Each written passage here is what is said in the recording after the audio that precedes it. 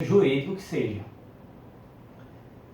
E é justamente no processo de auditoria que pode-se perceber o efeito material adverso, que é o que a gente falou anteriormente, que é aquele efeito que não tinha sido previsto pela carta de intenção. E voltando para o início, quando a gente tinha falado que os preceitos civis, preceitos empresariais são aplicados ao direito das startups, a gente traz aqui o artigo 138 do Código Civil. São anuláveis os negócios jurídicos quando as declarações de vontade emanarem de erro substancial que poderiam ser percebidos por pessoa de diligência normal, em face da circunstância do negócio.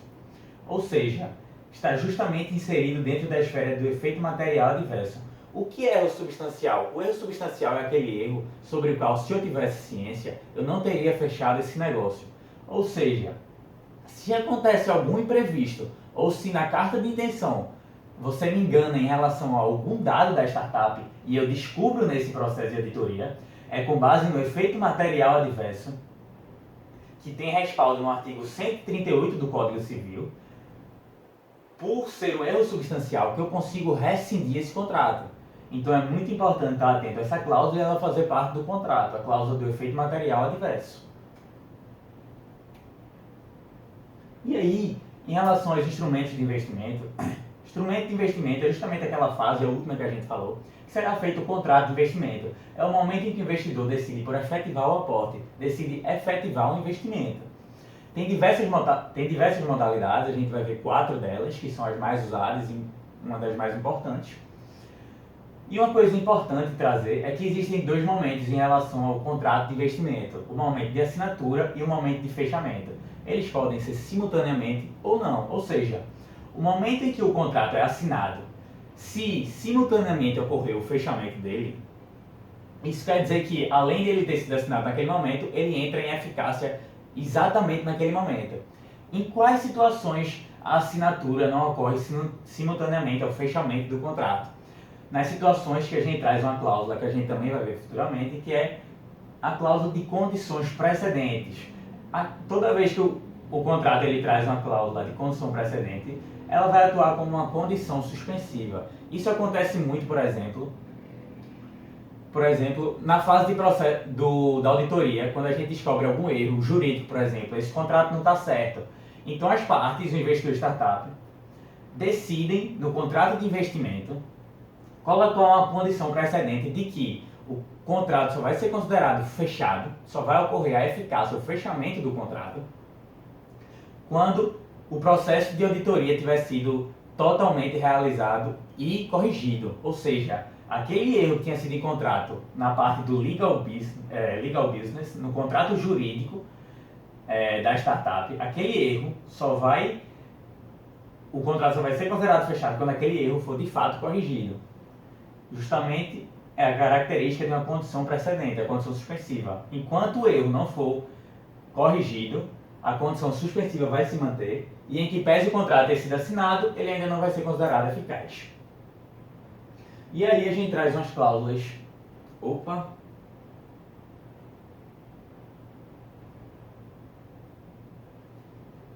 E aí a gente traz umas cláusulas típicas, importantes, essenciais para contratos que envolvam startups e investidores, contratos de investimentos acerca da atuação das startups.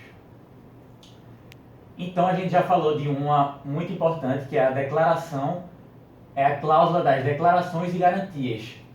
Nessa cláusula deve ser dito que é essencial declarar a veracidade de questões essenciais, além como elencar garantias ao caso de não respeito dessa cláusula. Ou seja, no momento da carta de intenção, que é o contrato preliminar, como a gente já viu, ou pré-contrato, ele deve trazer uma cláusula de declaração e garantia dizendo que todos os dados fornecidos pelo investidor e todos os dados fornecidos pelos donos da startup, eles devem ser verídicos.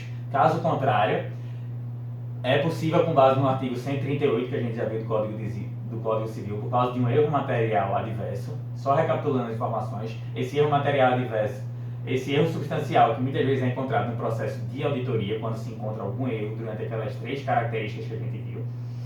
Então, é justamente por causa dessa cláusula que, prevendo que é necessário declarar a veracidade quando o investidor, o dono da startup, se encontra numa situação de mentira, de algum dado que não coincide com a verdade, eles têm o direito de rescindir o contrato.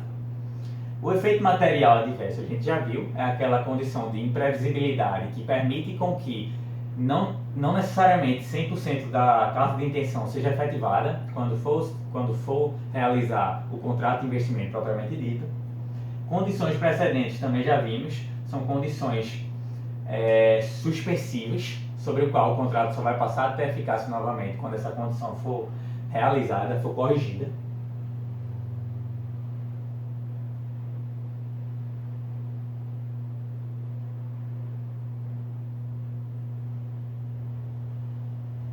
E temos uma cláusula muito importante, que é a cláusula de indenização. Essa cláusula tem relação com a cláusula de declarações e garantias, ou seja, toda vez que uma pessoa não honrar um contrato, ela pode estar sujeita a uma indenização. Sobretudo, consideremos a situação que eu tenho como investidor, um sócio investidor, um cara que atua numa área concorrente. E do nada, depois de feita a carta de intenção, depois de feito o contrato preliminar, esse cara decide sair, decide parar de realizar o investimento, justamente no momento em que ele pega informações sigilosas da minha empresa.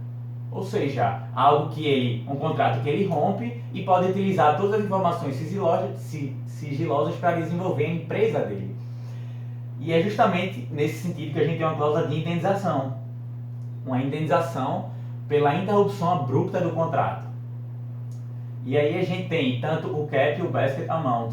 São partes, por exemplo, a gente tem que estabelecer um valor mínimo para a indenização, que é o basket, e um valor máximo, que é o cap, para evitar justamente o enriquecimento ilícito. A gente tem que identificar um valor proporcional e colocar no contrato entre o valor mínimo e o valor máximo.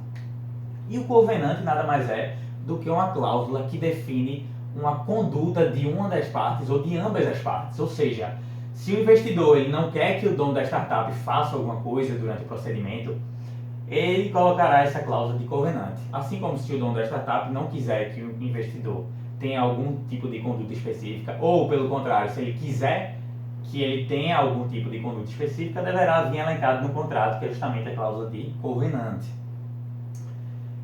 E que nada mais é do que uma cláusula que identifica uma conduta, seja ela uma obrigação de fazer ou de não fazer.